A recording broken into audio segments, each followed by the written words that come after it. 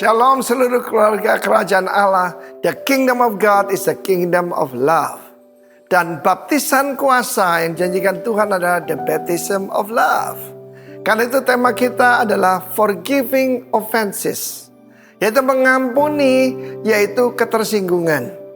Ataupun pelanggaran atau apapun. Dan kita tahu, lebih mudah mengampuni orang yang jauh. Apalagi orang yang tidak kenal terlalu mudah. Tapi orang yang dekat tidak mudah. Kita tahu bagaimana pertengkaran pertama terjadi di Taman Eden. Ada garden of pleasantness, pleasure.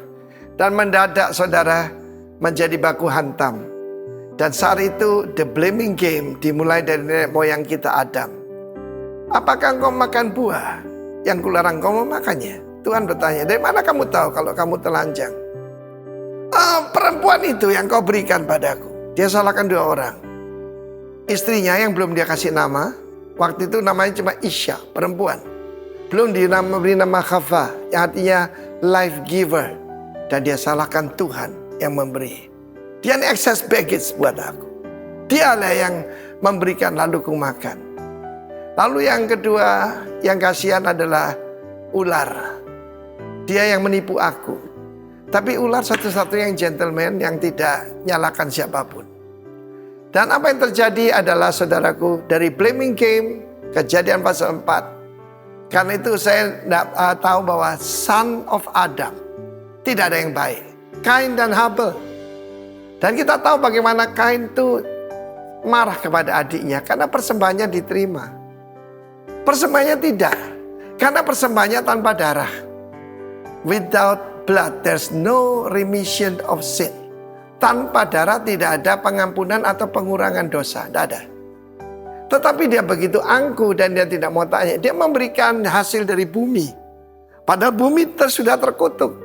Bukan Adam dan keturunan dikutuk, tapi bumi. Sehingga tidak lagi mengeluarkan produksi yang baik. Kita tahu bahwa kita bisa memberkati bumi yang di sini dan bumi yang ini. Dan juga bumi keluarga kita. Dan saat itu Tuhan menegur dia, hei Kain, kenapa wajahmu muram? Tidak, karena wajahmu akan berseri-seri kalau engkau berbuat baik. Tapi kalau engkau tidak berbuat baik, dosa yaitu ada di ambang pintu. But you must have kuasa. Kamu harus rule, menguasai. Sebab kamu adalah diciptakan gambar rupa Allah. Tapi daripada dendam jadi pembunuh. Dia membunuh adiknya.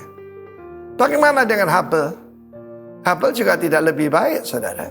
Karena di dalam Ibrani pasal 12 ayat 24 tercatat di sini.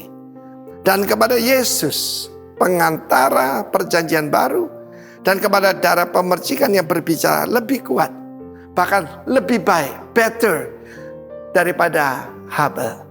Saudaraku, darah itu bisa berbicara. Saya sebagai orang yang melayani Tuhan seringkali ada haunted house.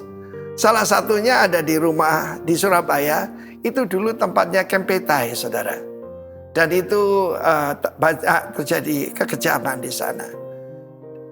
Darah di Habel menuntut balas. Tapi Yesus mengatakan, Bapa ampuni mereka. Karena mereka tidak tahu yang mereka berbuat. Dia bahkan membela.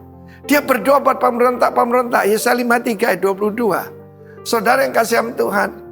Kita meniru Tuhan dan guru kita Yesus Kristus. Dia tidak berkata pada waktu coba disalib itu yang tercatat.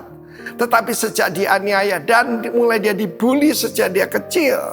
Dikatakan anak haram, dihina.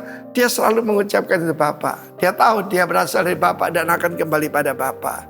Kalau kita sebagai warga negara kerajaan, orang akan melihat kita sebagai warga negara dari the kingdom of love. Ketika ada love, grace and mercy dalam kehidupan kita. Sampai di kayu salib, dia masih berteriak. Dan saat itu saudaraku, yang memimpin penyaliban mendengar itu semua. Dia berdoa buat mereka yang menghina meludahi dia.